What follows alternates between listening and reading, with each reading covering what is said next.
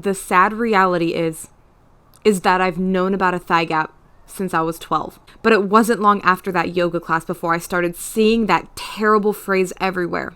By early 2013, the term thigh gap had become almost as mainstream as a selfie. Dedicated Tumblr blogs popped up. Pages and pages of artfully posed sets of skinny legs. Skinny legs on a highway, skinny legs in an alley, skinny legs with the sunrise peeking through the space between a pair of emaciated thighs. Girls began posting full-length selfies in front of mirrors with the hashtag thigh gap. An extremely fit friend of mine put a thigh gap workout on her Facebook page with the caption, "Can't wait for my legs to look like this." I even saw a tweet that said, "Starving myself until I get a thigh gap, LOL. Oh yeah, that is totally laugh out loud hilarious, girl.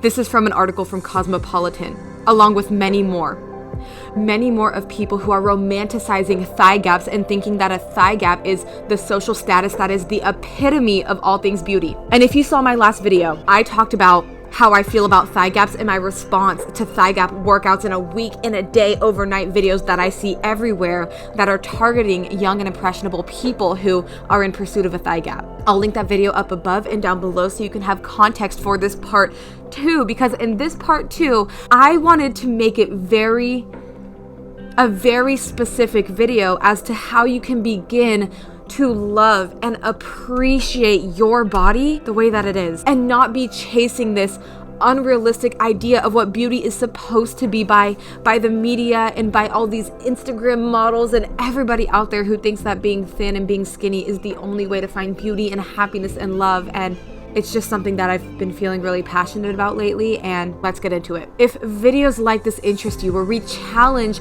the social norm and give you a step-by-step system to starting to love and accept your body and accept yourself exactly the way that it is, then subscribe to my channel and hit the bell icon so you can be the first one to be notified when I upload a new video like this, plus many more that you don't want to miss out on, especially as we go into the new year. I'm gonna reach millions with conversations like these that need to be spoken of, and I need your help, so join the family. Let's talk about something. Hashtag thinspo. You've seen it around, people searching the hashtag thinspo as a means to getting inspired by people who are thin and people who are slim, and filling their minds with an idea of what they should look like as motivation. Have you ever done this before? Let me know in the comments if you've ever been interested or pursued trying this thinspo. I would love to know if this is something that has ever came into your life or not.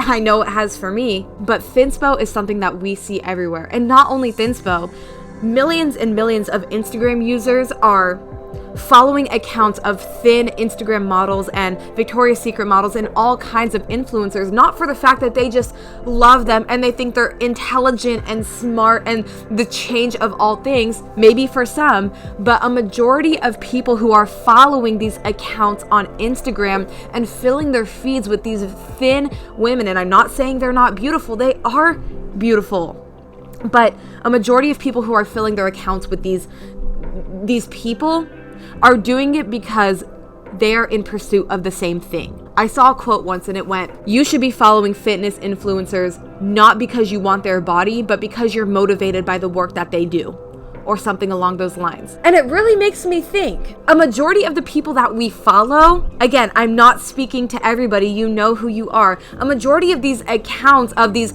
models and fitness influencers, we are idolizing their bodies more so than what they have to offer for us.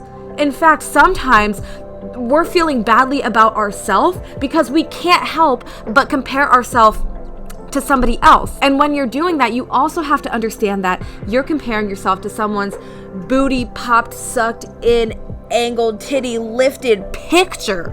You know what I mean? You have to understand that social media is a highlight reel. I posted a video all about how social media is ruining our mental health. I'll link it up above and down below. These images, even though it's by no intent of the user who is posting these images that are edited and sucking in and whatever, no harm intentionally by them, it's causing us to feel badly about ourselves because we value the opinions of others more than us.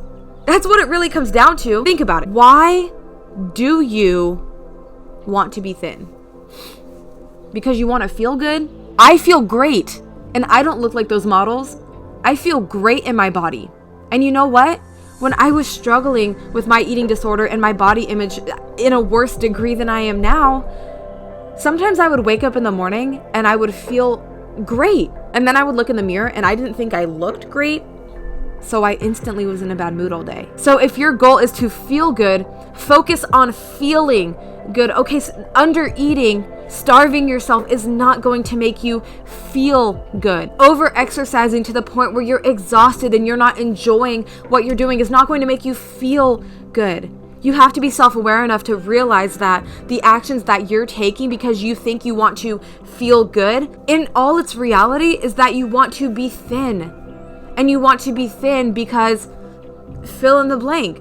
Were you bullied growing up and now you feel like you have to show everybody what's up and you have to be thin to prove everyone wrong? Have you been overweight when you were young or maybe even now, and now you're on this pursuit to be thin because you don't want anybody to make comments about you? Again, if you want to feel good, focus on feeling good, and weight loss can surely be a part of that, and a thigh gap might be a part of that as well. But what I'm really trying to help you understand is, what is the reason why you're chasing thinspo? What is the reason why you're chasing a thigh gap? Is it to feel good? I can promise you, sister, you don't need a thigh gap to feel good. I used to think that I did. I used to lay on the ground every single morning, and if I couldn't feel my hip bones, I felt like a failure. If you can relate to anything I'm saying up until this point, I know it's a little bit all over the place, but I just want to get these powerful messages out to you, even if it might seem like I'm being a little bit harsh. It's such a big issue, and I don't want to downplay it, but if you can relate to anything I'm saying, and this is something that you've ever tried to chase yourself, give this video a like and comment down below so I know you're here with me, and I know you're ready for change. You're ready to pursue something else that's not the way that your body looks. So how do we go about doing that? One, you have to be self-aware of why this is happening. What are you in pursuit of this for? Second of all, you need to put in practices into place that are going to help you nurture positive body image. So what I recommend is a social media detox. I talk about this more in a video I uploaded recently. I'll post it up above and down below, but unfollow all of the social media platforms that are making you compare yourself. Again, it's no fault of their own, but you have to prioritize your mental health over other people. You don't have to unfollow them forever, but if anyone is an avenue for you to compare yourself, take them off. Fill your feed with something that's going to make you feel good about yourself. And this means your Facebook too, and your Twitter too. Okay? You need to flush out these systems and invite in positive energy. In fact, I invite you to join my private Facebook group that I just created called I Love Myself, where people who do love themselves, people who are learning, or people who don't even know where to start, come and get tips that they need step by step to learn to love their bodies and love themselves exactly the way that they are. I'll leave the link for that in the description below, and let's really start to build this community. So flush out your feed and then invite in energy that does make you feel good. Right? We need to de-stress. Is this something that makes you feel good in your body? Is this a spa night? Is this a pedicure? Is this a manicure? Eden, how is this going to make me feel better about the fact that I don't have a thigh gap? Because what you'll find when you start honing your energy in on what makes you feel good as opposed to what you think makes you look good, then your energy will shift from your body, from the actions that you're taking every day to make you feel good. And when you're in a place where you're not constantly stressed out and in a state of fight or flight, your body will eventually get to its natural set point, of course accompanied by the things that you're eating and your stress levels and your diet and your exercise and stuff like that. But one of the most important things is getting your mind right, okay? And then accompanying that with the nutrition. And if you want more information on the nutrition, comment down below and let me know. But that's what I would suggest for you to start with. I don't want to bombard you with any more tips because the first half of this video was surely a preaching session, and the second half was a couple of tips that you can apply to your life immediately. But that's what I would say. And if you want me to do another part to this, I'm so more than happy to. And I know it was just more than just about a thigh gap, but this is a huge epidemic and we need to change something.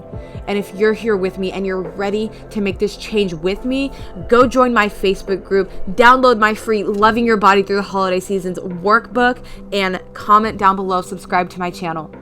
I love you guys, and let me know what tip is your favorite so we can continue to build and grow.